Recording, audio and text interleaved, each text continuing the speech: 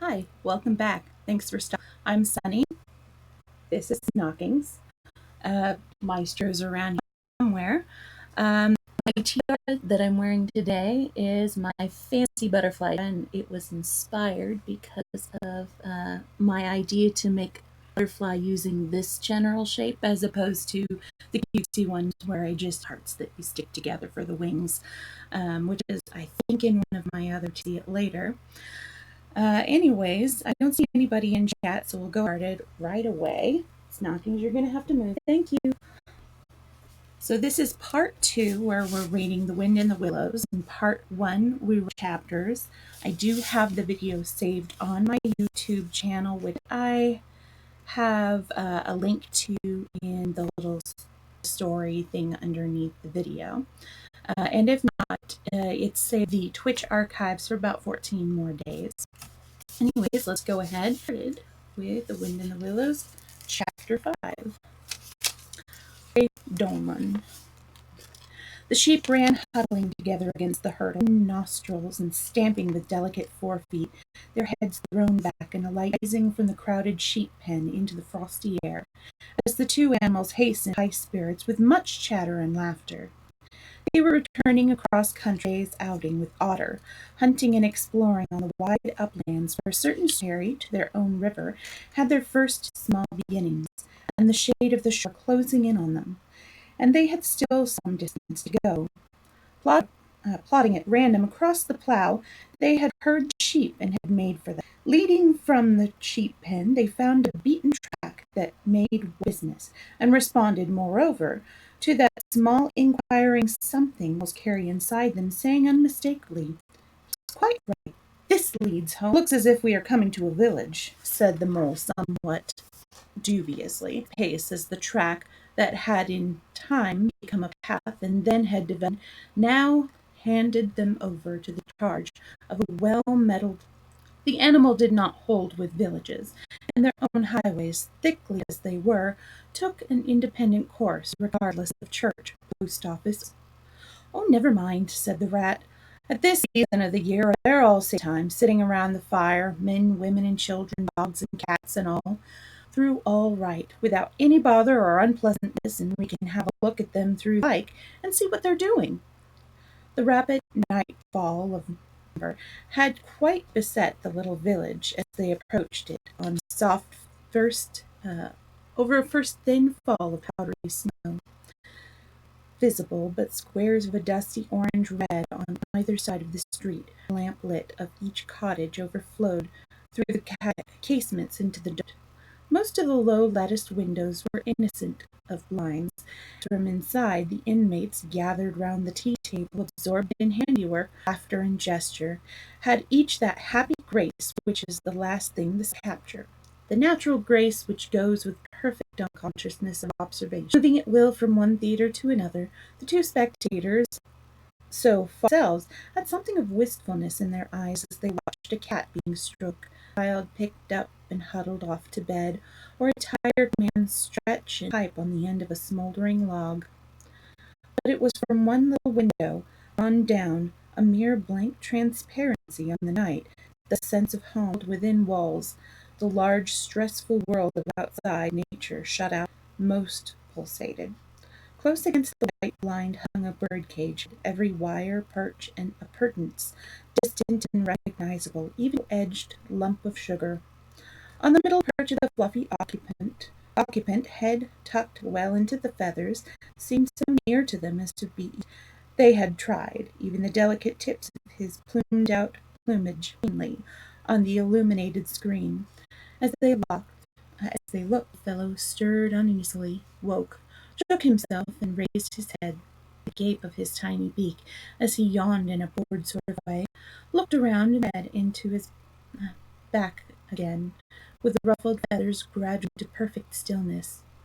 Then a gust of bitter wind took them in the back, a sting of frozen sleet on the skin, woke them as from a dream, and they knew their toes to be cold and their legs tired, home distant and a weary way. Once beyond the villas ceased abruptly on either side of the road, they could smell through the darkness again, and they braced themselves for the last long stretch, the home stretch, no, is bound to end. Sometime, in the rattle of the door latch light and the sight of familiar things greeting us as long absent travelers from far away, they plodded along steadily and silently, each of them thinking his own thoughts. Ran a good deal on supper, as it was pitch dark, and it was all a strange country to he knew, and he was following obediently in the wake of the rat, leaving entirely to him. As for the rat, he was walking a little way, uh, as his habit was, his shoulders humped, his eyes fixed on the straight grey road, so he did not notice poor Mole when suddenly the summons reached him and took him by shock. We others, who have long lost the more subtle of the physical, not even proper terms to express an animal's intercommunication with his surroundings, living or otherwise, and have only the word smell, for instance, the whole range of delicate thrills which murmur in the nose of the animals night and day, warning, enticing, repelling. It was one of the most mysterious calls from out the void that suddenly reached Mole in the darkness, making through with its very familiar appeal, even while as yet they could remember what it was. He stopped dead in his tracks, his nose searching her in its efforts to recapture the fine filament, the telegraphic that had so strongly moved him. A moment, and he had caught it again, and with it came recollection in fullest flood. Home!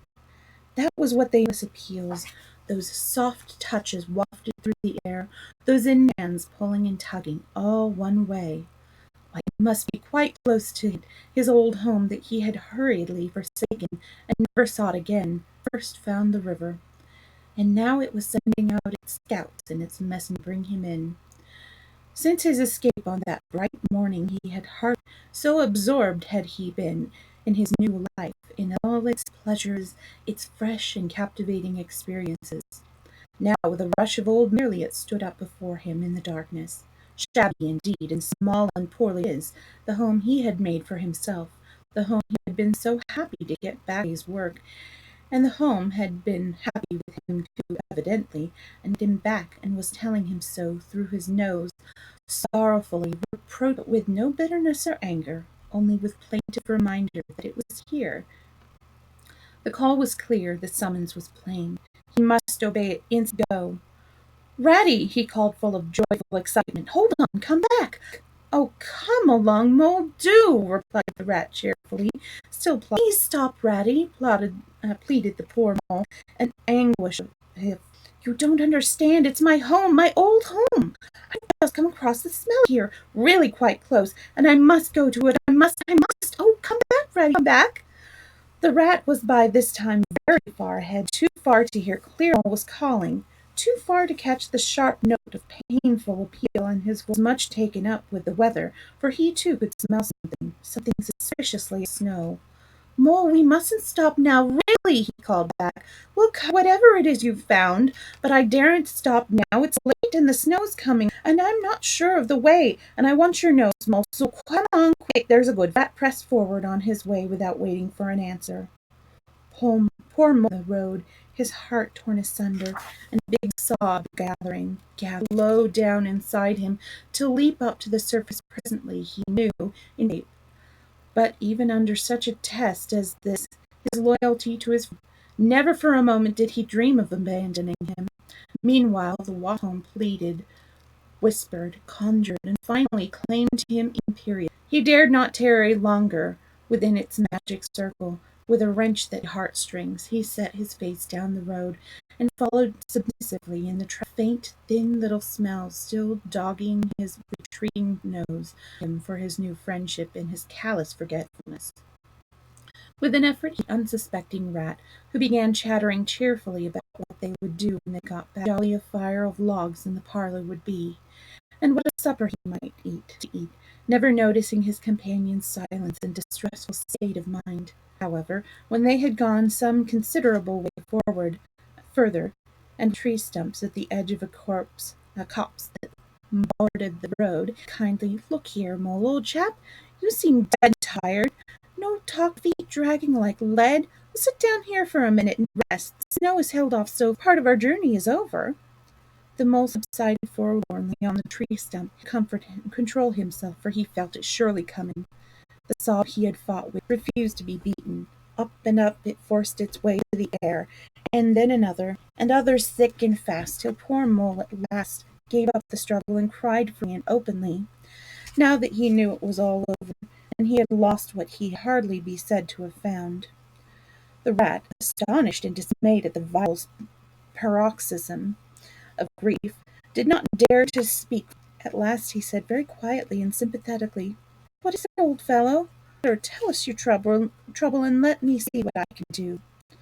Poor Mole couldn't get any words out, because the upheavals of his chest that followed one upon another, and held back speech and choked it as it came. "I know it's a place," he sobbed forth at last brokenly, "like your cozy quarters, beautiful hall, or Badger's great house.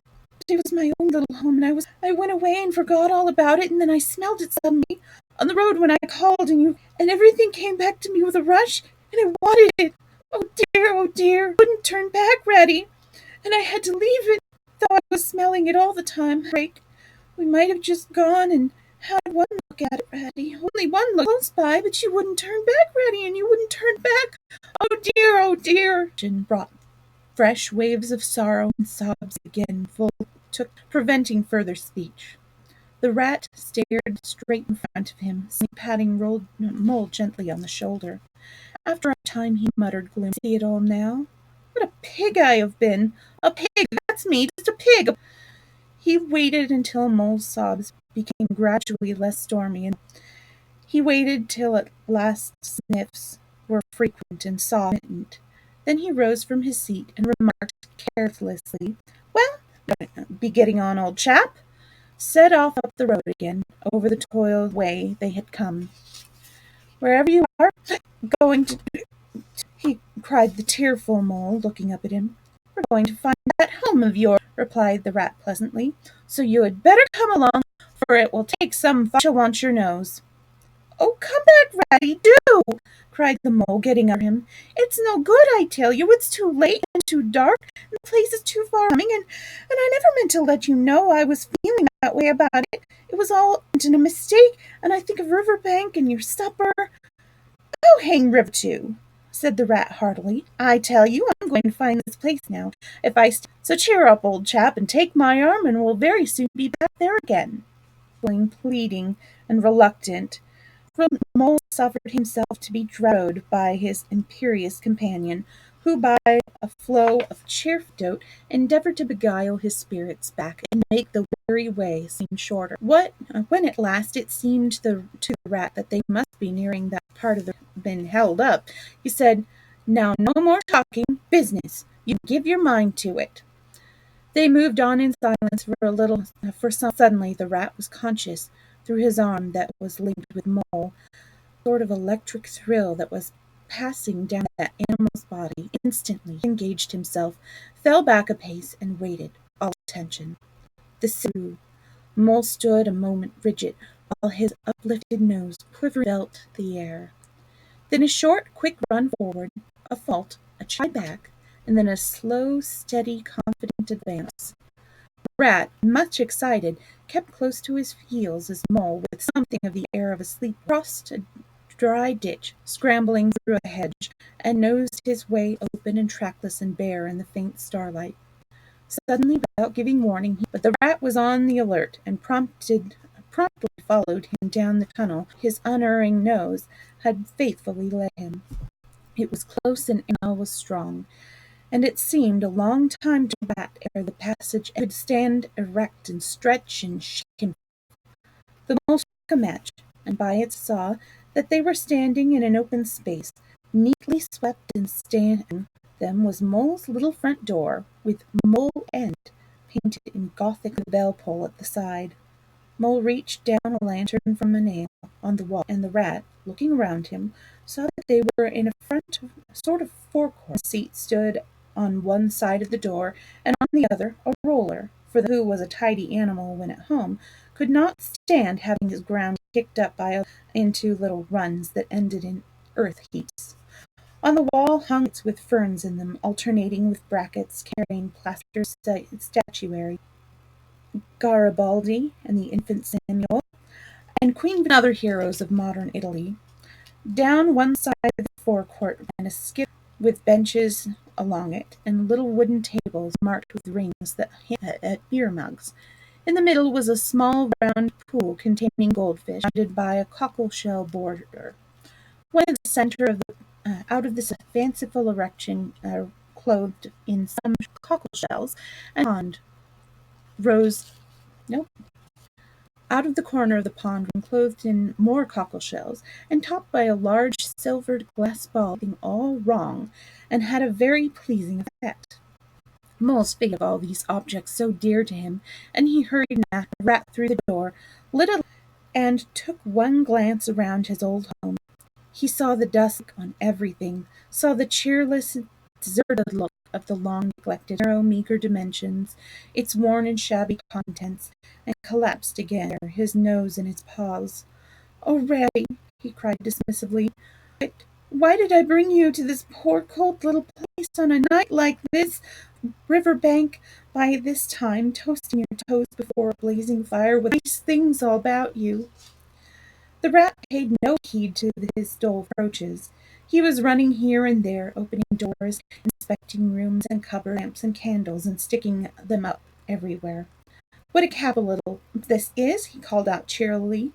"So compact, so well planned, and everything is in its place. We'll make a jolly night of it. The front is a good fire, I'll see to that. I always know where to find things. Splendid! Your own idea, those little sleeping bunks, capital. Now I'll fetch the wood and the coals, and you get a duster, Mole. We'll find out in the drawer of the kitchen table, and try and smarten things up a bit. Busted, chap!"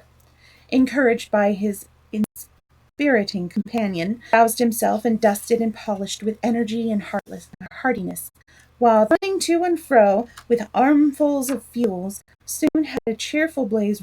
He hailed the Mole to come and warm himself, but Mole promptly had another fit of being down on a couch in dark despair and burying his face in his duster. "Rat," he moaned, "how about your supper, you poor cold animal? I've nothing to give you, nothing but a crumb." "What a fellow for giving in!" the Rat reproached. "Why, only just a sardine opener in the kitchen dresser, quite distinctly, and everyone knows there are sardines about somewhere in the neighborhood. Rouse yourself, pull yourself together, and come with me." They went and foraged accordingly, hunting through every cupboard, and turning out the result was not so very depressing after all, though of course it might have been sardines, a box of Captain's biscuits, nearly full, and a German silver paper. "There's a banquet for you," observed the Rat as he. "I know some animals who would give their ears to be sitting down to a supper with us tonight." "Bread!" groaned the Mole dolorously. "No butter, no foie gras, no champagne," continued the Rat, grinning. "And that reminds me of that little door at the end of the passage. Your cellar, of course. Every luxury in this house, shouldn't it?" He made for the cellar door, and presently reappeared, somewhat dustier in each hand, and another under each arm. "Self-indulgent beggar you," he observed. "Deny yourself nothing. This is really the jolliest little place I ever. Now, wherever did you pick up those prints? Make the place look so do. No wonder you're so fond of it, Mole. Tell us all about it, and how you came to know what it is." Then, while the Rat busied himself fetching plates and knives and mustard, while he mixed an egg cup, the Mole, still heaving with the stress of his recent emotion, related, so much shyly with more freedom as he warmed to his subject, how this was planned, and how that was thought out, and how that through windfall from an aunt, and what a wonderful find and a bar thing was brought out of laborious saving and a certain amount of going without. Finally, quite restored, he must needs go and caress his possessions and show off their points to his visitor, and expatiate, quite forgetful of the supper they both so much needed. Really hungry, but strove to conceal it, nodded seriously, examining brow, and saying "wonderful" and "most remarkable" at intervals when chance for an observation was given him. At last the Rat pointing him to the table, and had just not got seriously opener when sounds were heard from the forecourt without, sounds like the scuffling of small and a confused murmur of tiny voices, while broken sentences reached them. I can hold the lantern up a bit, Tommy. Clear your throats first. No coughing after I 2, 3. Where's young Bill? Here, come on, do. We're all. What's up? Inquired the rat, pausing in his labors. I think it, replied the mole with a touch of pride in his manner. They go round care this time of the year. They're quite an institution in these parts, and they never. They come to Moleland last. They come to Moleland last of all. I used to give them hot drinks and supper too sometimes when I could afford it. It will be to hear them again. Let's have a look at them, cried the rat, jumping up and running to. It was a pretty sight, and a seasonable one too, that met their eyes when they in the forecourt, lit by the dim rays of a horn lantern, some 8 or 10 little feet in a semicircle, red worsted comforters round their throats, their forepaws thrust, their feet jigging for warmth. With bright, beady eyes, they glanced shyly at, niggering a little, sniffing and applying coat sleeves a good deal. One of the elder ones that carried the lantern was just saying, "Now then, 1, 2," and forthwith their shrill little voices uprose on the air, singing one of the old that their forefathers composed on fields that were fallow, and or when snowbound in chimney corners and handed down to be sung in the lamplit windows at Yule time. Villagers all this, let your doors swing open wide, through the winds may fall beside, yet draw us in by your fire to abide, yours in the morning. Here we stand in the cold and sleet, blowing fingers and come from far away to you to greet, you by the fire, and we in this joy in the morning. For ere one half of the night was gone, sudden us on, raining bliss and benison, bliss tomorrow and non, joy for every morning. Good man Joseph toiled through the snow, saw the star o'er a stable below, Mary further go, welcome thatch and litter below, joy was hers in the morning. Then they heard the angels tell, who were the first to cry Noel, as it befell in the stable where they did dwell. Joy shall be. The voices ceased, the singers, bashful but smiling, long glances, and silence succeeded, but only for a moment. Then, far away, down the tunnels they had so lately travelled, was borne to their ears, full hum, the sound of distant bells ringing a joyful and clamorous peal. Very well sung, boys, said the rat heartily, and now come along in, all by the fire, and have something hot.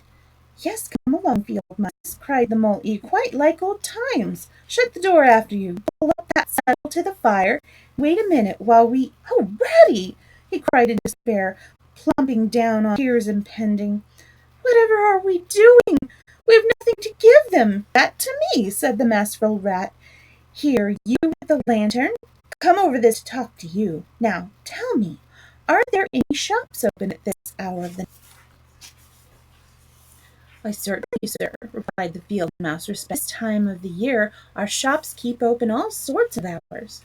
Then look here, you go off at once, you and your lantern, and you get me. Here much muttered conversation ensued, and the mole only heard bits of it, such as fresh mind, no do. See you get Buggins, for I won't have any other. No, only if you can't get it there, try somewhere else.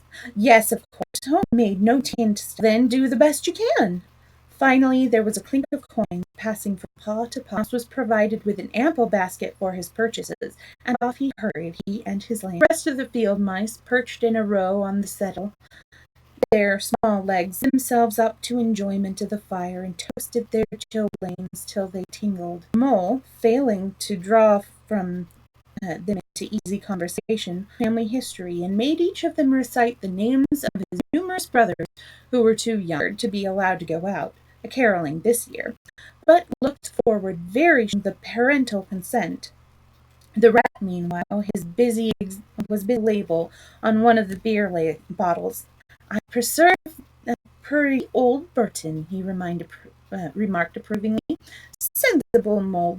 Now we shall be able to mull some ale. Get the things ready, mole, while I draw the cork. It did not take long to prepare the brew that thrust the tin heater part of the fire, and soon every field mouse was sipping and coughing and choking. Ale goes a long way, and wiping his eyes and laughing and forgetting he had ever all his life. They act plays too, these fellows, the mole explained to them up all by themselves and act them afterwards, and very well they do it. They gave us a capital one last year about a field mouse who was captured by every corsair and made to row in a galley, and when he escaped his lady love had gone into a convent. Here, you were in it. Get up and rise side a bit. The field mouse addressed got up on his legs shyly, looked around at the room, and remained absolutely tongue-tied. Cats cheered him on. Mole coaxed and encouraged him, and the rat went so far as to shake him, but nothing could overcome his stage fright. They were all busily engaged in, like watermen applying the Royal Humane Society's regulations to a case when the latch clicked. The door opened, and the field mouse appeared, staggering under the weight of his basket. There was no more talk of they took once the very real and solid contents of the basket had been full. Under the generalship of the rat, everyone was set to do something or to. In a very few minutes supper was ready, and Mole, as he took the head of the table and saw a lately barren board set thick with savory comforts. Friends' faces brighten and beam as they fell to without delay, and then, for he was famished indeed on the provender so magically provided, what a happy homecoming this had turned out, after all. As they ate, the field mice gave him the local gossip up to date, and answered as well 100 questions he had to ask them. The rat said little of nothing, only each guest had what he wanted, and plenty of it, and that Mole had no trouble or anything. They clattered off at last, very grateful, and showering wishes of their jacket pockets stuffed with remembrances for the small brothers and sisters. When the door had closed on the last of them, and the chink of the lanterns had Mole and Rat kicked the fire up, drew their chairs in, a little nightcap of mulled ale, and discussed the events of the long day. Rat, with a tremendous yawn, said, "Mole, chap, I am rop. Sleepy is simply not the word. At your own bunk overnight? Very well, then, I'll take this. What a ripping little house this is. Everything's so." He clambered into his bunk and rolled himself up well in the blanket, gathered him forthwith as a swath of barley was folded into the arm.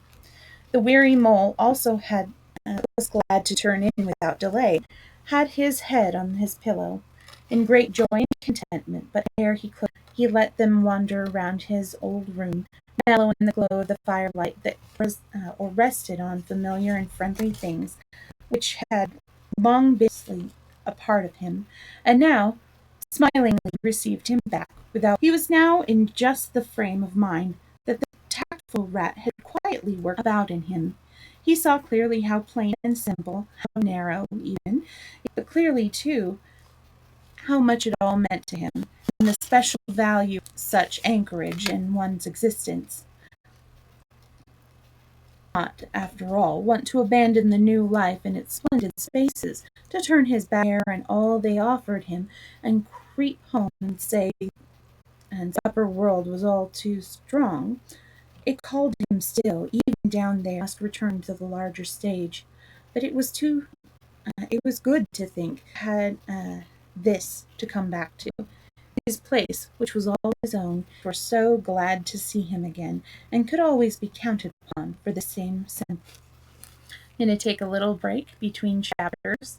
Knockings has decided to join us, and she's making it a little difficult. So we'll just give her her tail high. Also take tea.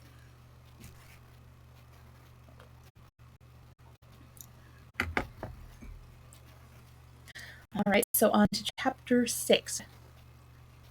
It was a bright morning in the early part of summer. The river had resumed banks and its accustomed pace, and a hot sun seemed to be pulling everything in spiky up out of the earth towards him, as if by strings. Our rat had been up since dawn, very busy on matters connected with boats and the ocean, painting and varnishing, mending paddles, repairing cushions, hunting hooks, and so on, and were finishing breakfast in their little party discussing their plans for the day when a heavy knock sounded on the door. Rat all over egg.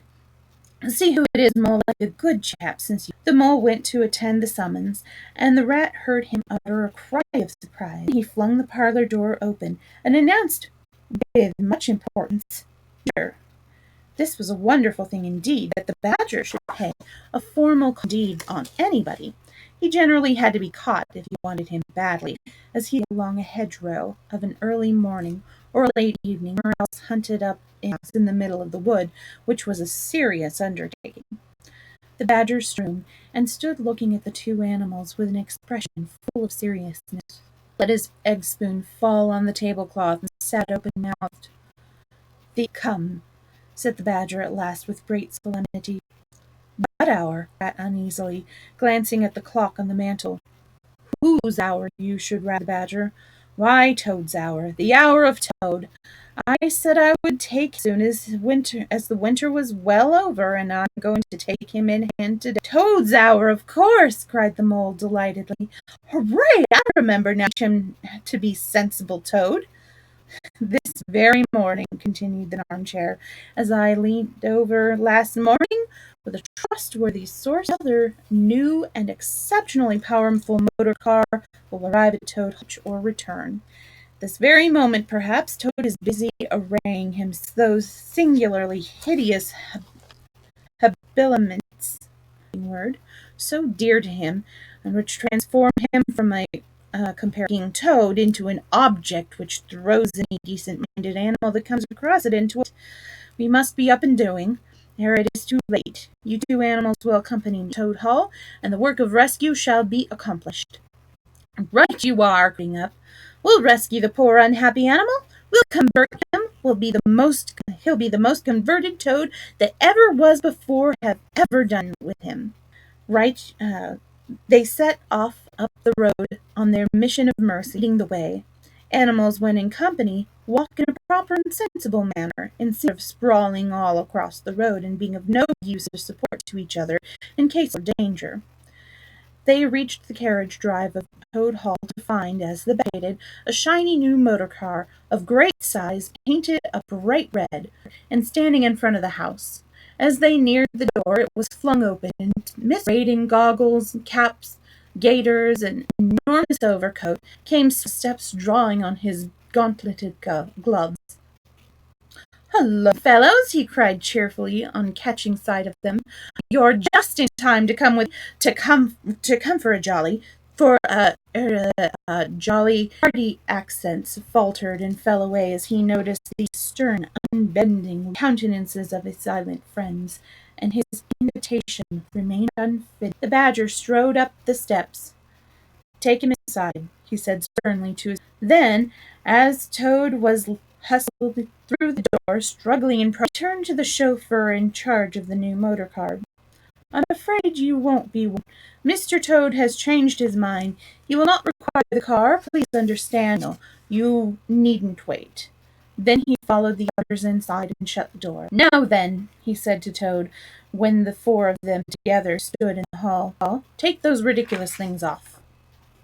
"Shan't," replied Toad. "What is the meaning of this gross outrage? I demand an instant explanation." "Off him, then, you two," ordered the Badger briefly. They had to lay Toad out calling all sorts of names before they could get the work properly done. On him, and the Mole got his motor clothes off him bit by bit, and they stood him up again. A good deal of his blustering spirit seemed to have evaporated with his fine panoply. Now that he was merely no longer the terror of the highway, he giggled feebly and looked from one to the other, seeming quite to understand the situation. "You knew it would come to this sooner," the Badger explained severely. "You've disregarded all the warnings we've given you. You've gone on squandering the money your father left you, and you're getting us animals a better district by your furious driving and your smashes and your race. Independence is all very well, but we animals never allow our friends of themselves beyond a certain limit, and that limit you've reached. You're a good fellow in many respects, and I don't want to be too hard on you. I'll make effort to bring you to reason.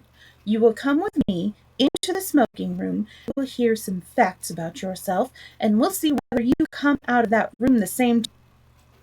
He took Toad firmly by the arm, led him into the smoking room behind him. That's no good, said the rat contemptuously. Talking to him, he'll say anything. They made themselves comfortable and armed patiently.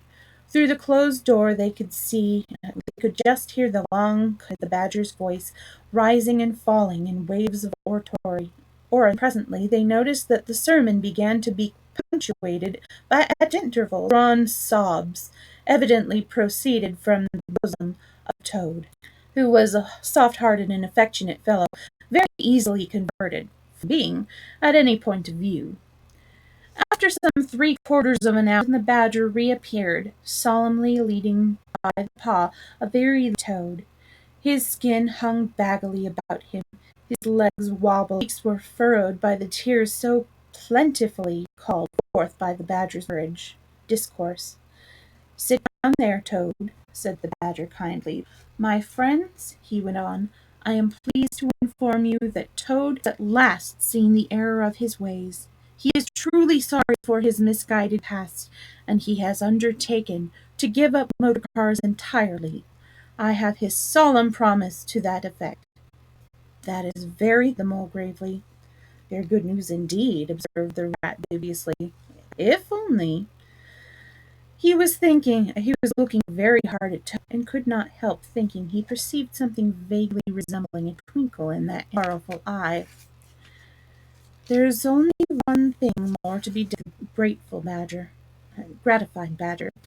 Toad, I want you solemnly for your friends here that you fully admitted to me in the smoke now.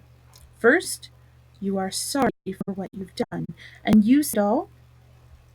There was a long pause.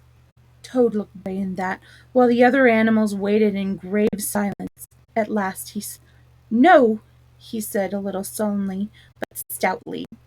Sorry, and it wasn't folly at all. It was simply glory. What? Cried the badger, greatly scandalized. You backslide. Didn't you tell me just now in there? Oh, yes, in there. Patiently, I'd have said anything in there. You're so eloquent, dear badger, and so convincing, and put all your points so frightfully well. You can do me in there, and you know it. But I've been searching my mind since and going over things in it, and I find that I'm not a bit sorry or repentant. Oh, it's no earthly good saying I am, now is it? Promise, said the badger, never to touch a motor car again. Not, replied the toad emphatically. On the contrary, I faith the very first motor car I see, poop, poop, off I go in it.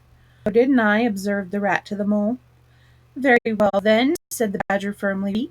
Since you won't yield to persuasion, we'll try what force. I feared it would come to this all along. You've asked three to come and stay with you, Toad, in this handsome house of yours. Now we're going to. When we've converted our point of view, we may quit, but not before. Come, take him and lock him up in his bedroom while we arrange matters between ourselves. It's for your own good, Toady, you know, said the rat kindly as Toad, kicking and strolled up the stairs by his two faithful friends. Think what fun we shall all have together just as we got over this painful attack of yours. We'll take great care of everything for you and we'll see your money isn't wasted as it has been. No more of those release, Toad, said the rat as they thrust him into the bedroom. And no more weeks in hospital, female nurses, Toad, added the mole, turning the key on him. They decided the same, Toad, however. We will see to it.